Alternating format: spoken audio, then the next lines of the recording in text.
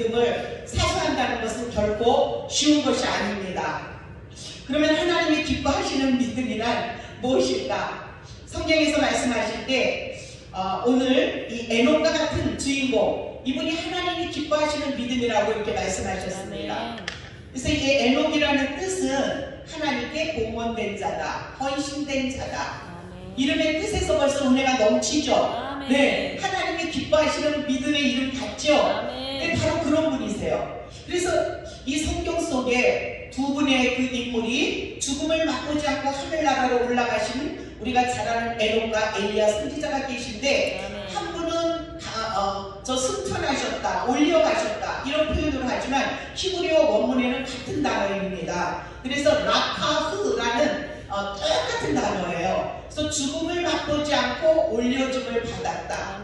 얼마나 귀하고 복된 그런 삶이었는지 모릅니다. 그런데 이분의 아버지의 이름을 보면 또 은혜가 또 더 될 수가 있어요. 아버지 이름은 야렛이거든요. 이 야렛이라는 이름은 내려가다, 또 겸손하다, 겸손한 자다, 이런 뜻이 있어요. 근데 이 아버지의 이름을 따라서 또 에녹은 봉헌된 자다. 에녹의 아들은 무두셀라다. 또 무두셀라의 아들은 라멕이다. 또 라멕의 아들은 노아다. 우리가 이렇게 아담의 7세손 에녹에 대해서 오늘 유다서에서 말씀하시기를 이 365년 동안 사셨지만은 300년을 하나님과 동행하였다 라고 말씀하십니다. 그러면 65년 동안은 동행하지 못했다라는 뜻이 되는데 65세에 무두셀라를 낳았다고 말씀하세요. 그런데 그 많은 천사들과 함께 주님의 임하심을 목격한 사건이 있다는 거죠. 사람이 어떤 변화를 갖기 위해서는, 다시 말하면 영적으로 어떤 본업의 사건이 있기 위해서는 하나님의 어떤 썸씽이 있잖아요.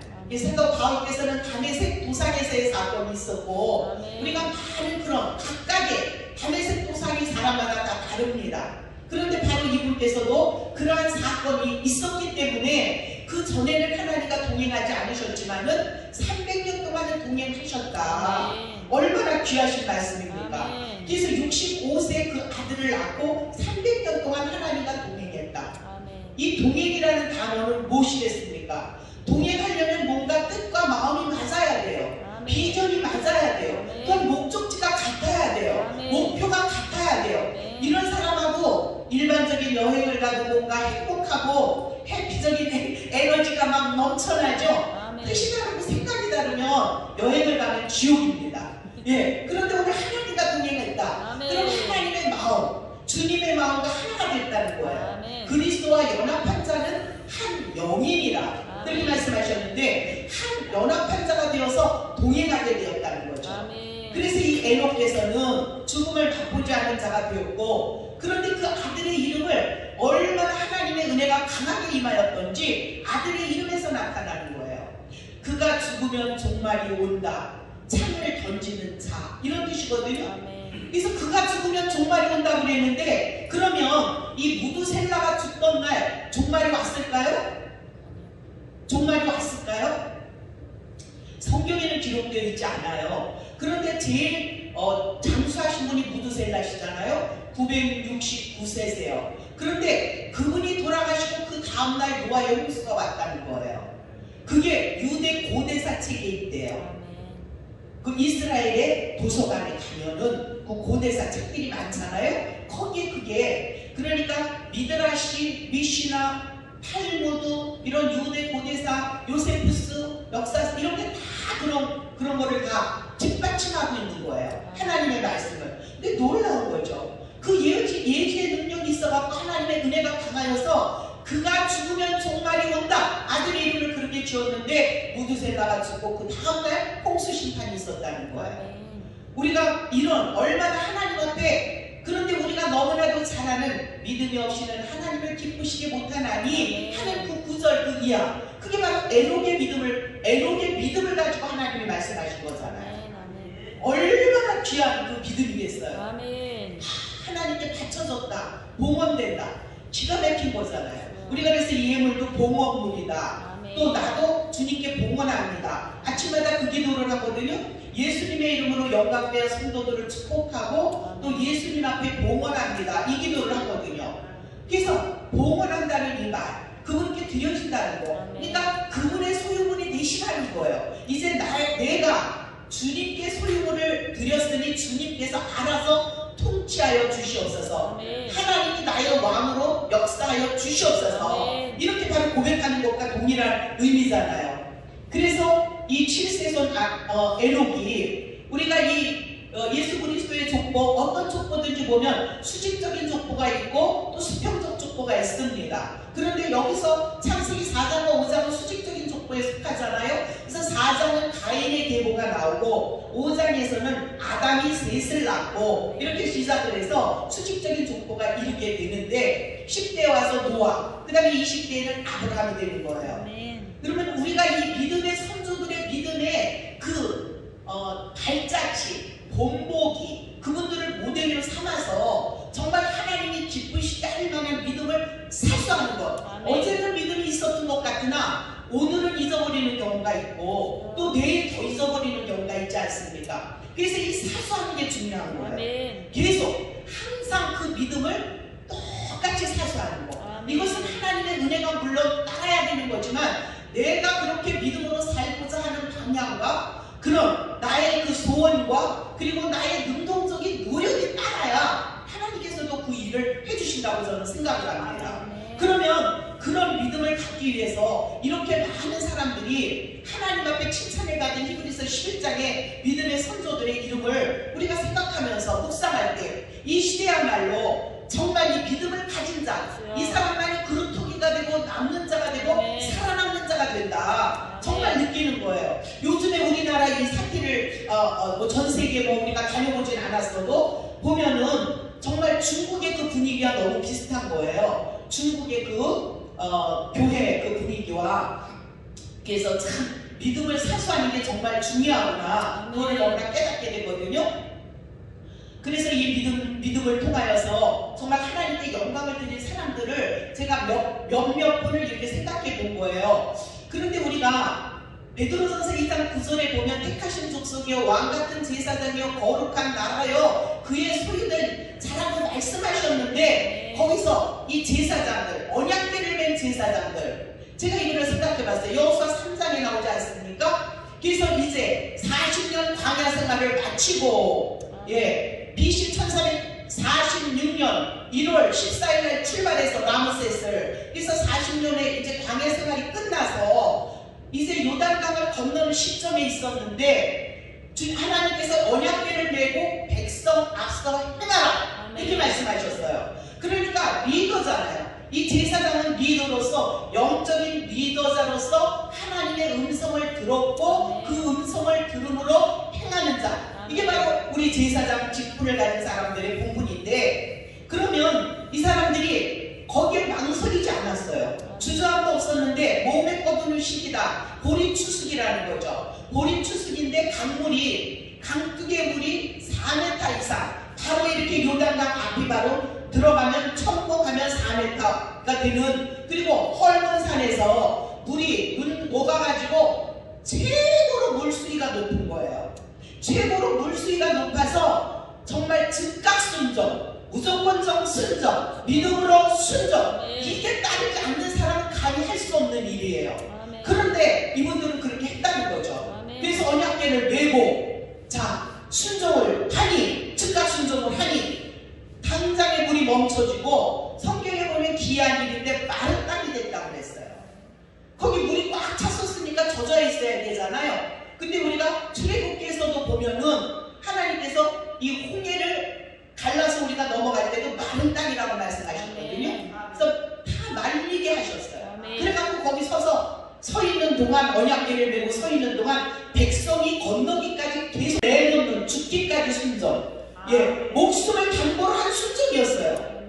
물에 들어가 감히 그럴 수 없는 거예요. 그러나 순종할 때 그 물이 딱 멈춰섰어요. 그래갖고 33km 정도가 멈춰섰다는 거죠. 거기에 물이 흘러 들어가지 않았다는 거. 그래서 백성들이 건너갈 수가 있었다. 그게 33km 생각하니까 하늘에서 2천 거리가 되더라고요. 그러면 그 정도의 거리를 이제 백성들이 다 건너기까지 언약궤를 메고 있었다는 거예요. 이 하나님의 말씀의 언약궤를 일어났지만 우리가 아는 바와 같이 에베네셀 전투에서 블레셋과의 싸움에 덮개를 메고 나갔지만 실패했습니다. 또 아주 참패를 했고 그 다음에 덮개까지 빼앗겼어요. 덮개를 쥐고 가면 이긴다고 생각했지만은 덮개를 메고 간다고 이긴 게 아니에요. 자기 생각이에요. 자기 생각대로 하는 이 믿음의 생활, 결국 말씀을 앞세운다 해도 자기 생각대로 믿는 그 믿음에는 역사가 일어나지 않는 거예요. 그러나 여기서 하나님께서 언약궤를 메고 가라, 거기에 순종했을 때만이 하나님께서는 이런 놀라운 하나님의 구원 역사를 이루신 줄 믿습니다. 그래서 우리가 제사장 드리라면 말씀이 물론 있어야 되겠고 그 말씀에 순종하는 은혜가 있어야 되겠고 때를 따라 주님이 주시는 그 말씀에 즉각 순종, 무조건적 순종, 죽기까지 순종, 끝까지 순종. 네, 제가 네 가지를 생각이 나더라고요. 이 순종의 종류가. 그것을 하셨던 거예요. 그래서 이 요단강을 모든 백성을 다 건너가게 했던, 그래서 길갈의 베이스 캠프를 잡고 거기에서 이제 정복 전쟁을 시작하게 되지 않습니까? 그래서 나중에 보면 사무엘 선지자께서도 베델과 길갈과 미스바를 순회하셨다. 그렇게 순회하면서 사역을 하셨잖아요. 그게 다 뭔가가 다 있는 데죠. 베델은 12지파 조상이 된 야곱이 하나님을 만난 장소요. 길갈은 이제 바로 정복전쟁의 베이스 캠프를 친 이스라엘 민족이 거기서 길갈에서 예배를 드렸던 곳이요. 그럽니다. 미스바는 바로 어떤 분들은 그렇게 말하더라고요. 여선지 드보라가 바로 그곳에서 신탁했던 그 장소다. 그 세 군데를 다니시면서 하셨던 거예요. 오늘 정말 우리가 믿음의 사람들이 얼마나 많은 사람들이 성경 속에 나오지만은 믿음으로 하나님을 만났고 믿음의 역사가 일어났고 하나님 앞에 영광을 돌렸고 생명책에 그 이름이 지어지지 않은 사람들도 있지만 반대로 그 믿음으로 역사가 일어나지 못했던 사람들을 헛개를 메고 나가서도 이스라엘 백성들은 칠 수밖에 없었던 것처럼 또 지는 거에서 더 지나쳐서 뺏기는 그런 엄청난, 그래서 우리가 또 보셔요. 사울왕 같은 경우도 번제를 드렸다고 해서 하나님 앞에 칭찬받는 게 아니에요. 제사만 드렸다고 해서 칭찬받는 게 아니더라고요. 하나님이 원하시는 제사, 하나님이 명하실 때 하는 제사를 받으시는 것이지 그게 아니라는 거예요. 너희는 천천의 수양이나 만만의 강수 같은 기름을 기뻐하실까? 사람아, 주께서 원하시는 것은 그것이 아니라 오직 공의를 행하며 인자를 사랑하며 겸손히 내 하나님과 함께 행하는 것이 아니냐라고 기가서에 말씀하고 계십니다. 이렇게 하나님의 원하시는 제사, 이 사무엘 선지자를 통해서 사울에게 들려준 메시지는 우리가 너무나 다 잘 아는 순종이 제사보다 낫고 듣는 것이 수양의 기름보다 낫다는 거예요. 그런데 들어야 할 귀가 있어야 듣죠. 귀가 없는 거예요. 귀가. 그래서 하나님은 말씀하시면 들어야 되는데 이 귀가, 하나님의 말씀을 들을 귀가 없으면 사울과 같이 하나님의 음성을 듣지 못하고 사람의 소리를 듣는 일이 일어나는 거죠. 사울의 죽인 자는 천천히요, 다윗이 죽인 자는 만만이라는 사람의 소리가 들리는 거예요. 하나님의 음성을 듣지 못하면 사람의 음성에 눌려버리는 거예요. 그렇게 돼서 결국은 자기 왕의 신분을 다 하나님 앞에 그 사역을 제대로 감당하지 못하고 하나님이 주신 왕의 권세와 그런 직분을 가지고 가장 충직한 신하인 개인적으로는 사위가 되는 다윗을 죽이는데 10년을 쫓아다니는 그런 결과가 있었지 않습니까? 10년을 한번 생각해 보세요. 그게 가능한 일일까요? 혈안이 돼 있는 거죠. 우리가 그러나 이 사실을 통해서 얼마든지 타락할 수 있고 그 질투를 통해서 마귀가 들어오고 시기를 통해서 마귀가 들어오는 건 우리가 다 아는 사실이잖아요. 그렇게 해서 결국은 그는 악귀가 그를 지배하게 만들 수밖에 없었던 불행한 왕이 됐던 거죠. 오늘 그 사무엘이 정말 그 말이 하나도 땅에 떨어지지 아니었다라는 이 말씀을 통해서 얼마나 믿음 안에 온전히 순종하고자 했으면 그렇게 말씀이 하나도 땅에 떨어지지 않았을까요? 생각해봤어요. 우리가 말하는 이 말이 하나도 땅에 떨어짐이 없이 다 응답이 된다면 얼마나 귀한 역사가 일어나겠어요. 아멘. 우리도 다 그런 은혜가 있으시기를 바랍니다. 아멘. 그런데 사무엘은 어려서부터 성전에서 엘리 제사장 밑에서 그것을 배웠어요. 아멘. 배우고 하나님의 음성을 엘리 제사장보다 더 들었어요. 아멘.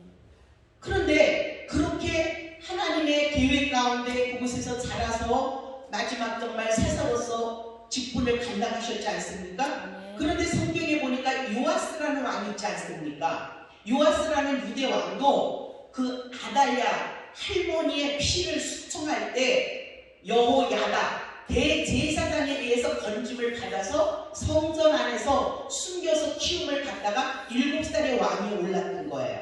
그러면 그도 어려서부터 사무엘도 마찬가지잖아요. 그렇게 두 인물이 그랬더라고요. 생각해보니까. 그런데 사무엘은 그런 훌륭한 사람이 되었는데 이 요아스는 어떻게 되었어요?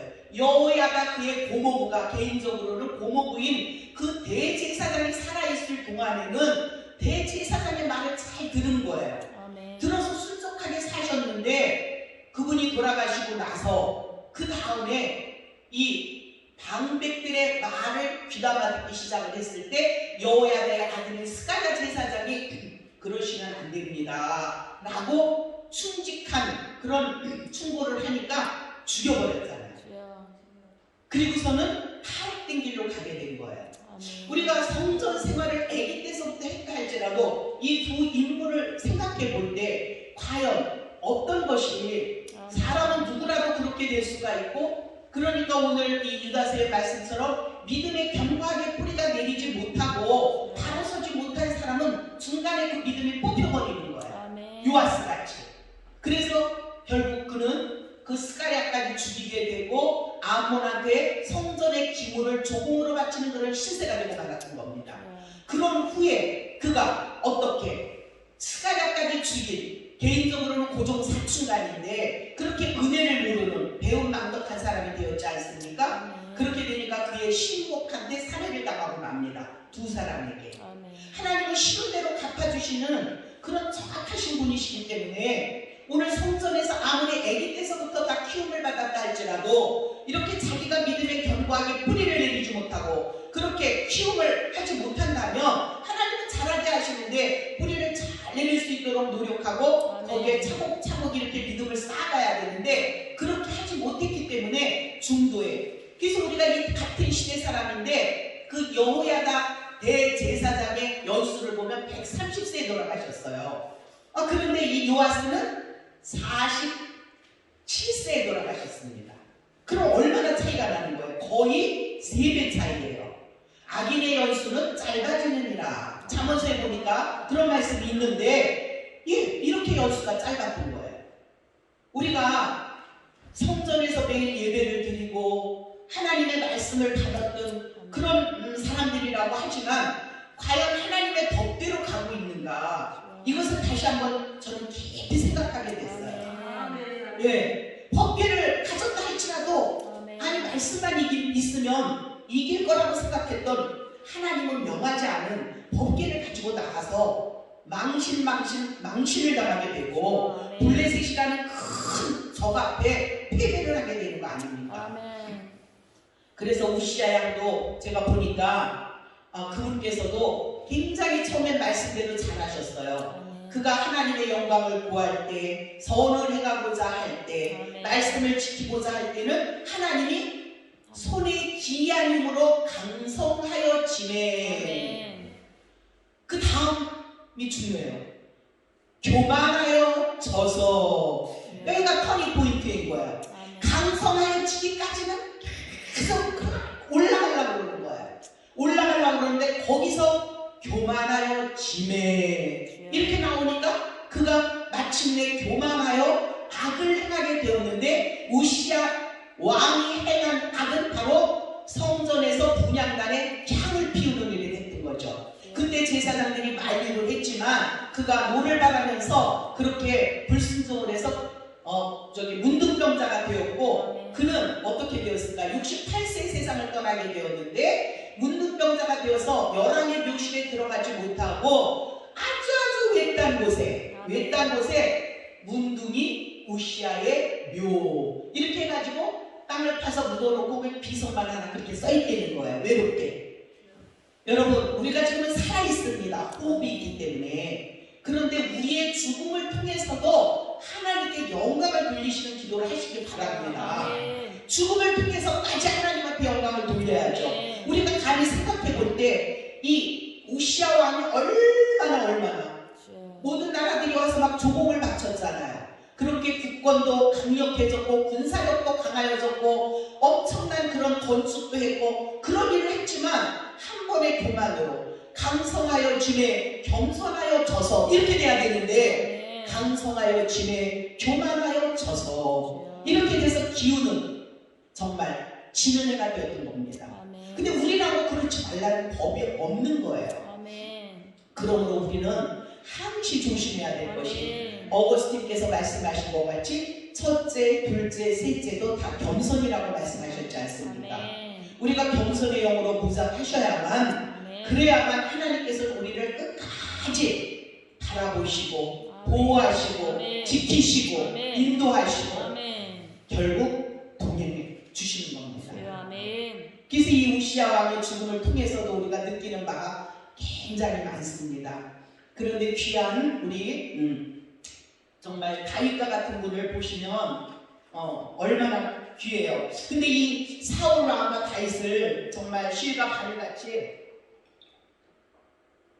이렇게 견주어서 우리가 보게 되는데 사울 왕을 보면 처음에 그분도 사실은 조금 겸손하셨죠? 네, 겸손했어요. 그래서 그 아버지가 시킨 암나귀를 찾으러 가다가 사무엘 집까지 가게 되어서 그가 아마 은 4분의 1 세계를 사무엘에게 예물로 준비를 했습니다. 처음에 그랬어요. 그런데 그는 리더십이 없었던 거죠. 그래서 앞서 있는 가드 장사 그 골리앗 앞에 다 이미 영적으로 눌려 있었던 거예요. 정신적으로 두려워서 아무도 나설 수가 없었던 거예요.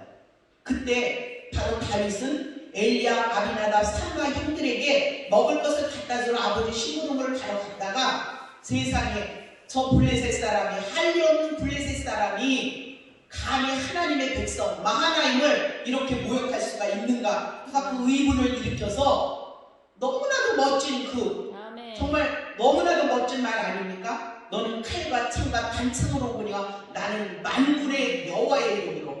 여러분 예수 그리스도의 이름의 권세가 이렇게 강력한 걸 알고 있으면서도 사용하시지 못하면 우리는 하나님 앞에 책망받을 것 같아요. 예, 모든 문제는 everything is past in Jesus Christ's name. 예수 그리스도의 이름 앞에 불가능은 없는 거예요. 예수 그리스도의 이름만이 우리 해결자가 되시는 거 아닙니까? Jesus is my Savior. 나의 구원자라고 고백을 하면서 Almighty God, 전능하신 하나님이라고 고백하면서도 실상 나의 삶에 그것이 접붙임되지 못했다면 나는 지식인에 끝나는 거고 종교인에 끝나는 거잖아요. 그래서 예수 그리스도의 담대한 이름으로 우리는 그걸 선포해야 된다는 거죠. 우리 앞에 지금 영적인 블레셋이 사람마다 다 다를 수가 있어요. 그런데 그 골리앗 앞에 지금 벌벌 떨고 있지는 않습니까? 라고 자기 자신을 한번 생각해 볼 필요가 있는 거죠. 제가 이 어깨가 한 7년이 아팠던 거예요. 우리 남편 병수가라고 돌아가시고 그래서 이렇게 들지를 못하고 무거운 걸 전혀 못 들었어요. 그랬을 때 제가 예수 그리스도의 이름으로 선포를 해보지 않은 거예요. 제가 그래서 어느 날 작정 기도를 해서 21일 동안 내가 작정 한번 해보리라. 그래갖고 저녁에 누워서 선포를 하는 거예요. 나사렛 예수 그리스도의 이름으로 명하노니 나의 이 오른쪽 어깨 이것은 병원이 아니라 약이 아니라 주사가 아니라 예수 그리스도의 이름으로 이미 나음을 얻었다. 이렇게 한 거예요. 근데 제가 시간을 정해놓고 15분을 한 거예요. 그래서 딱 15분 하면 끝나는 거예요. 그런데 한 일주일 정도 되니까 이게 싹 나버린 거예요. 그래서 21일을 결국 채우긴 했는데 일주일까지 열심히 했고 그 다음에는 이제 그래갖고 이쪽 팔보다 더 가볍고 좋은 거예요. 프리리. 야, 참 너무나 예수 그리스도의 이름, 그분의 이름은 진리고 자유한 건데 우리에게 진리가 너희를 자유케 하리라. 물론 진리는 예수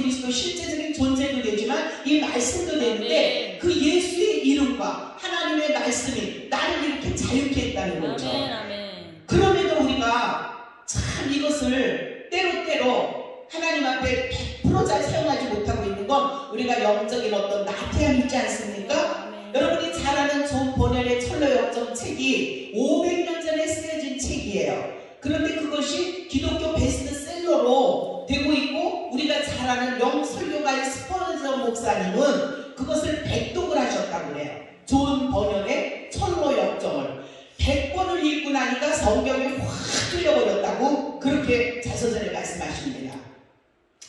이 존 버넬이라는 그러니까 그분이 가면서 저 천국을 향하여서 가는 길에 30종류의 사람들을 만나는 거예요. 나태, 허약, 방종, 게으름, 별 사람이 다 있는 거예요. 하다가 그런 사람들을 만나니까 이 기독교인 크리스찬도 그래갖고 열심히 막 가는데 한참 가서 보니까 너무너무 힘들어요. 그런 사람들하고 만나서. 그래갖고 피해서 좁은 길을 막 갔는데 가서 쉼터가 있어. 그래서 너무 힘들어가지고 딱 쉬고 있는 거예요. 그러니까 피곤하니까 잠이 들었어요. 잤어요. 자고 일어나서 정신을 차려보니까 성경책을 안 갖고 온 거예요. 그래서 저도 성경책을 가지러 가는 거예요. 이렇게 그리고 또 가서 와서 기쁨의 산이라는 데 도착을 해서 전시각조를 취하는 그런 내용이 있거든요. 제가 철로역정 책 이렇게 두꺼운 책. 그러니까 아직 다 읽지 못했는데 너무나 많은 그 방해물을 만나는 거예요. 근데 그 존 번역께서는 10년인가 12년 동안 감옥 생활을 하셨잖아요. 연속으로 그렇게 하셨던 게 아니라 들어갔다 나왔다 해서 합쳐서. 근데 자기가 거기에 갇혔던 것이 하나님의 은혜다. 거기에 갇혀 있었기 때문에 있는 동안 70독을 한 거예요. 성경을 70독을 하고 그 책을 쓰셨다는 거죠. 그러니까 남들이 보기에는 거기 들어간 것 같지만 그게 아니고 그 속에서 자기는 거기에서 깊은 묵상과 하나님의 영감을 받아서 그런데 더 놀라운 간증 하나 해드릴까요? 제가 아는 목사님이 철로역정 책을 저랑 같이 얘기를 하시는데 자기 조카가 믿지 않는데요. 근데 철로역정 책을 읽었는데 그 책을 읽고 나서 그냥 예수를 믿어버렸다는 거예요. 그런데 자기 조카가 나도 믿었는데 내 친구한테 한번 줘보자. 그래서 자기가 읽은 책을 친구한테 준 거예요. 근데 그거 읽고 그 친구가 그냥 또 믿어버린 거예요. 아멘. 누가 저도 하나도 안 했는데. 아멘. 하나님의 생명력 있는 그런 은혜를 받은 분들이 쓴 저서를 통해서도 이렇게 놀라운 에너지가 나오는 거 아닙니까? 아멘. 전도의 폭발력. 아멘. 그렇다면 우리는 생명과 진리 되신 우리 주 예수 그리스도의 언약궤를 맺은 제사장들인데 믿음을 사수하는 것이 그렇다고 만만하진 않다는 거죠. 우리가 깨어있어야만, 네, 깨어있어야만 그것이 가능하다는 거예요. 놀라운 거죠. 그래서 정말 사무엘 앞에 불순종했더니 사울은 또 책방을 하잖아요. 그때 변명을 하잖아요. 예, 저 살찐소로 제사를 드리려고. 이게 변명. 우리 절대 변명하면 안 됩니다. 하나님이 그렇게 말씀하시면 바싹 엎드려 잘못했다고. 제가 친한 목사님이 있어요. 동기 목사님이. 근데 하나님께서 뭐라고 말씀하셨다는 거예요. 그 상대를, 그 누구를 향해서. 근데 그거를 순종 안 하고 자꾸 하나님한테 따졌대요. 그 사람이 거짓말하는 사람이다 라고 이렇게 음성을 들었대요. 그만하라는 거죠. 뭐를 계획하는데. 근데 하나님, 사람이 거짓말 안 하고 사는 사람이 어디 있어요? 네? 저도 거짓말하고요. 조금씩 다 거짓말하고 살잖아요. 그 사람이라는 거 조금 이렇게 하셨다는 거예요. 결국 실패를 받습니다. 그러니까 그 음성을 듣고 순종을 했어야 되는데 하나님한테 자꾸 이렇게 자기가 자꾸 변명을 하는 거예요. 안 그렇다라고 그 얘기를 저한테 하는데 저는 그냥 가만히 듣고 있었지만 이 생각이 나더라고요. 그래서 우리는 하나님이 말씀하시면 함구를 해야 돼. 함구. 예, 그래서 그냥 무조건 하나님 앞에 잘못했다라고. 그런데 이 사울도 보십시오. 결국 그렇게 다윗을 그렇게 죽이려고 쫓아다니는데 시간을 허비하고 돈을 허비하고 군사력을 허비하고 자기의 주어진 사명을 간수하지 못함으로 말미암아 2번이나 하나님 앞에 버림을 받았고 선지자에게도 버림을 받아서 그를 평생 동안 보지 않게 되고 결국 아말렉과의 전쟁에서 아말렉 왕을 살려준 사람이었잖아요. 근데 오히려 아말렉과의 마지막 길보아산 전투에서 세 아들과 죽게 되는 그런 불행한 신세가 되고 마는 겁니다. 물론 다윗은 너무나 훌륭하셔서 그를 향하여 애가를 불렀잖아요. 활의 노래라고. 활의 노래라는 그 애가를 불렀는데 얼마나 아름다운 이 마음이 정말 귀한 분 아닙니까? 그래서 이 다윗을 우리가 하나님의 마음에 합한 분이다라고 아버지께서 그렇게 말씀하실 때, 여러분 우리가 옛날에는 이 도시국가들끼리 스파르타쿠스라든가 뭐 이런 나라끼리 막 싸운 거예요. 도시국가들끼리. 그때 용병으로 돈 있는 나라에서 용병을 샀잖아요. 그 용병 중에 하나가 누구냐면 목동들이라는 거죠. 이 목동들은 허약한 체질이 아니에요. 낭만적인 직업이 아닌 거죠. 고음과 사자를 쳐서 입을 찢어야 되는데 허약 체질 갖고 되겠어요? 용맹한 자가 돼야 됩니다. 그래가지고 그런 사람들을 용병으로 썼대는데 이 다윗이 목자의 생활을 통해서 하나님으로부터 훈련을 받게 된 거죠.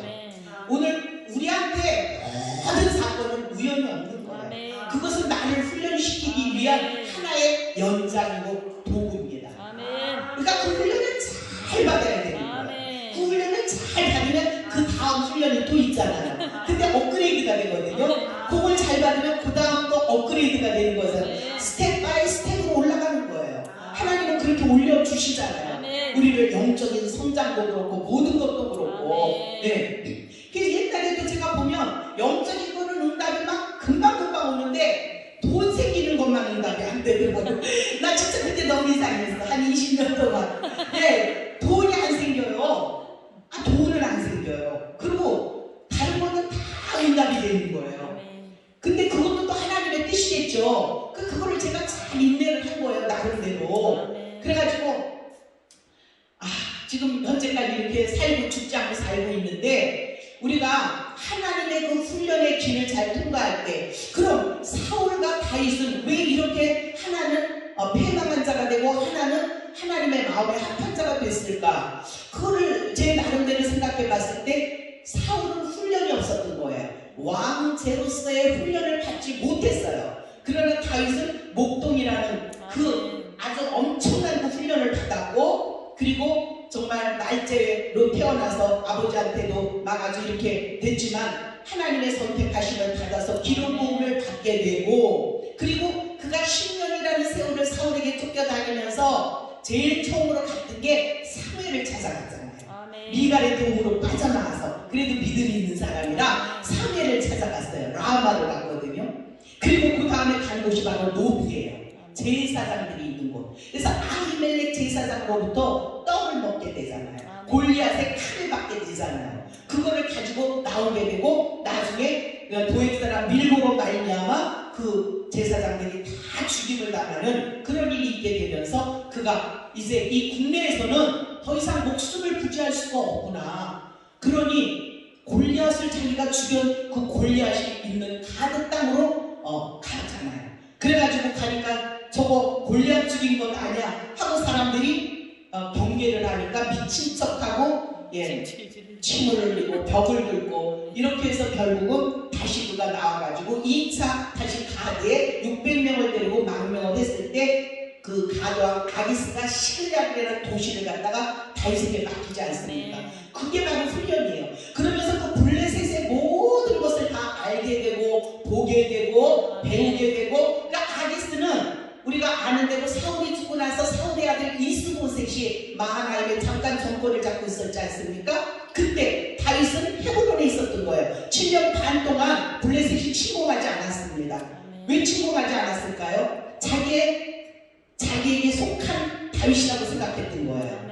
그런데 이제 그가 여부스를 점령하고 다윗성이라 이름을 하고 견고하게 이쪽에서 열지파가 올라가서 다시 한번 통일왕국을 세우는 것 같으니까 저게 아니었구나. 이렇게 돼서 그때 블레셋이 바로 또 쳐들어오게 되는 겁니다. 그는 그 10년의 과정의 도피 생활이 그에게는 왕으로서의 그런 모든 것을 경비하는 과정에 속했던 거예요. 엄청난 다른 사람이 겪지 못하는 그 훈련을 받은 거예요. 엔게디 폭포, 세상에 아둘람 굴, 십광야, 너무나 그 말이 그렇지 얼마나 척박한 곳입니까? 그런데 이렇게 방랑을 하면서 지형과 지물을 정확하게 다 알아버린 거죠. 그래서 블레셋과의 전투에서도 다 이길 수밖에 없었는데 놀라운 거는 암몬과의 전쟁이 3번 있었습니다. 다윗이. 첫 번째 다윗이 나가서 이긴 거예요. 근데 두 번째 요압만 보낸 거예요. 그리고 왕국을 거닐다가 한가하게 결국 밧세바를 취하는 사건이 일어나게 됩니다. 여러분 이렇게 잠깐 눈을 돌릴 때 잠깐 눈을 돌릴 때 그 사건이 일어난 거예요.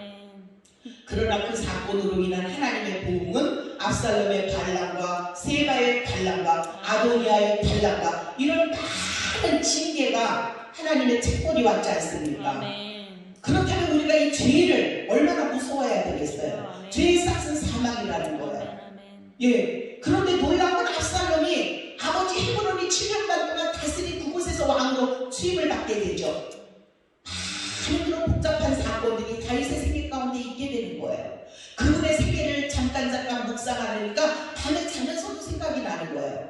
나는 그렇게 그 사람보다 건강한 생활을 살지 않았잖아요. 그런데 그분보다는 반드시 못할 것이고 그러나 얼마나 감사해. 감당 못하니까. 그러나 그분은 하나님께서 특별히 그렇게 기름 부음을 세워서 정말 목동으로서 또한 감성도 풍부하게 해서 하프도 치면서 악기도 쫓아내게 하면서 그리고 그의 비밀 병긴 물맷돌을 가지고 바로 골리앗을 물리칠 수밖에 없었던 겁니다. 그가 만약에 목동이 아니었다면 그 비밀 경기로 평소에 곰과 사자를 날려버리지 않았다면 골리앗을 보고 떨었겠죠. 똑같이. 그리고 우리한테 오는 이 많은 훈련들이 하나님이 우리를 영적인 용장으로 키우기 위한 하나의 업그레이드의 과정이라는 것을 우리가 잊지 말아야 된다는 거예요. 그렇다면 얼마나 신나는 거예요. 이런 모든 훈련들이 너무나 신나는 거예요. 이 훈련을 한 발짝 딛고 내 믿음을 다져가야 되는 거죠. 견고하게 서서 믿음의 뿌리를 내리고 흔들리지 말고 성령이 없는 자와 같이 살지 말고 성령으로 기도하는 자가 되라. 오늘 이 말씀을 통해서 오늘 우리는 에녹과 같이 하나님과 동행하며 노아도 하나님과 동행했다는 표현이 나와요. 하나님과 동행하십니까? 네, 하나님과 동행. 이 동행이 일시적으로 끝나는 것이 아니라 2020년으로 끝나는 것이 아니라 2021년도에 더 큰. 그래서 제가 우리 하나님이 저에게 맡겨준 그래도 10부장도 안 돼요, 교인들이. 그런데 거기다가 첫째 주일이니까 선포를 한 거예요. 12월은 회개의 달. 철저하게 회개하셔. 그래야 1월에 예비된 하나님의 복이 여러분의 그 회개의 통로를 통해서 들어갈 수 있기 때문에 반드시 회개를 하시오. 그렇게 말했거든요. 그래서 하나님께서는 우리에게 오늘도 예비하신 복이 있습니다. 날마다 그 예비하신 복이 있는 거예요. 그 예비하신 복이 오늘도 무엇일까? 이 가슴이 설레잖아요. 오늘은 행복한 날, 내일은 더 좋은 날. 항상 그렇게 고백하잖아요. 그럼 올해는 행복한 달, 내년은 더 행복한 달. 그러니까 날로 하나님의 사랑은 우리가 알게 모르게 수적으로, 양적으로, 질적으로, 영적으로 아멘도 안 하시네? 정신적으로 그렇게 하나님이 오버플로우 꽉 차서 흘러 넘치는 그런 은혜가 내가 꽉 차야 흘러버릴 수가 있잖아. 내가 꽉 차야 흘러보낼 수가 있다. 얼마나 좋아요. 그래서 제 노년의 기도 제목 중에 하나가 누굴 만나면 내가 꼭 밥을 사는 거. 이게 기도 제목이에요. 밥을 좀 점심때인데 저 사람이 좀 안 사줄까? 이렇게 생각하지 말고 노년에 그냥 점심때가 되면 목사님 식사를 제가 좀 대접하고 싶은데 오늘 뭐 드시겠어요? 쿠쿠 가서 우리 같이 먹어요. 그럼 얼마나 좋냐고요. 평소에는 못 먹는 쿠쿠를 목사님 덕에 나도 먹는 거죠. 그래서 일식도 먹고 꽃도 먹고 거기 가면 다 있잖아요. 그게 기도 제목이에요. 근데 하나님도 합당하고 그래서 제가 기도하고 있는 거예요. 그거를 이루기 위해서 어떤 또 뭐가 필요하잖아요. 그래서 그것도 하나님 앞에 기도하는 거예요.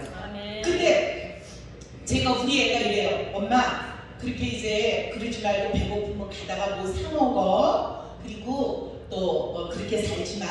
막 이러는데 돈은 안 주고 그러더라고요. 그래서 네 말은 논리가 맞지가 않아. 너는 너무나 ABC를 모른다. 네가 그 말을 할 자격이라면 나한테 카드를 줘야 돼. 카드를 주고 그 말을 해야지. 카드는 안 주고 립 서비스? 이거 안 통해. 그래 그건 아니야. 그랬는데 내가 걔한테 이렇게 말을 한 거예요. 그러나 아들아 내 말을 들어라. someday 어느 날 summer 어떤 사람이 나타나서 목사님 이거는 꼭 목사님 먹고 싶은 것만 길에 가다 잘 쓰세요. 이렇게 하면서 돈을 주면 내가 그걸 먹으마. 너 이 말을 잊지 말아라. 했는데 그게 지지난주에 이루어졌어요. 그래서 그분이 전화해가지고 저한테 그래요. 했어요. 근데 한 달에 10만 원씩 줄 테니까 이 돈은 절대로 딴 데 쓰지 말고 목사님이 지나가다가 배고플 때 먹고 싶은 거 그 10,000원짜리 밥 사 먹고 이렇게 쓰라는 거예요. 그리고 만약에 다 썼다 10만 원을 하루 전화하는 거예요. 다시 붙여준다고. 10만 원 이상 얼마를 쓰든지 그걸 보태줄 테니까 이거를 갖고 써라. 그런 분이 나타난 거예요. 그래서 우리 아들한테 제가 그렇게 말을 했죠. 우리가 이것은 기도는 아니었지만 하나님 앞에 제가 그래서 이제는 그러면 제가 그 돈을 가지고 제가요 오뎅 하나도 안 사 먹어요. 길에서 1,000원짜리도 500원짜리도 하나 안 써요. 그런데 이제 그 돈을 가지고는 제가 오뎅도 먹어야 되고 커피도 한 잔 먹고 목마른 거 먹고 이제 이렇게 되는데 그 다음 게 중요하죠. 누구를 베풀 수 있는 거. 그래서 하나님은 이런 모든 거를 저는 여자이기 때문에 뭐 그렇게 스케일이 크지는 못해요. 그러나 그런 사소한 거 그런 것도 하나님은 다 들어주시니까 얼마나 귀해요. 그래서 내가 그분이 그러더라고. 빨리 쓰고 전화하면 돈 더 준다고. 근데 아직 전화 안 했죠. 그래서 우리가 정말 하나님 안에서 믿음으로 사는 그 역사를 이 믿음의 선진들을 바라보면서 다 열거는 하지 못했지만 그 중에 교만한 사람 하나만 더 얘기를 하겠습니다. 여러분이 아는 헤롯 왕의 손자가 아그리파 1세거든요. 그는 할아버지 헤롯 왕이 로마에 유학을 보냈어요. 그래서 로마의 높은 애들하고 자제하고 친구로 지냈잖아요. 친구를 지내면서 다음 황제가 될 사람하고 친구예요. 그래갖고 결국은 그 왕이 죽고 친구가 황제가 돼서 나와서 여기 유대 땅에 다른 것 지경을 더 넓혀줘갖고 왕 노릇을 했잖아요. 그때 그가 하나님께 영광을 돌리지 아니함으로 충이 먹어 죽으니라. 이게 바로 헤롯의 손자거든요. 오늘 우리가 정말 교만하면 바로 문득병이 걸려버렸고 교만하니까 그 자리에서 즉사를 했고 교만하니까 질질 끌다가 비참하게 죽고 결국 이런 모습들을 보면서 내가 그 주인공이 돼서는 안 되고 우리는 그 반대에 역설적인 그런 믿음의 사람의 본을 받아서 하나님을 기쁘시게 하는 믿음을 먼저 쟁취하고 내가 꽉 잡고 그 다음에 놓치지 않도록 사수하는 그러한 복이 우리 모든 분들에게 있으시기를 예수님의 이름으로 축복합니다.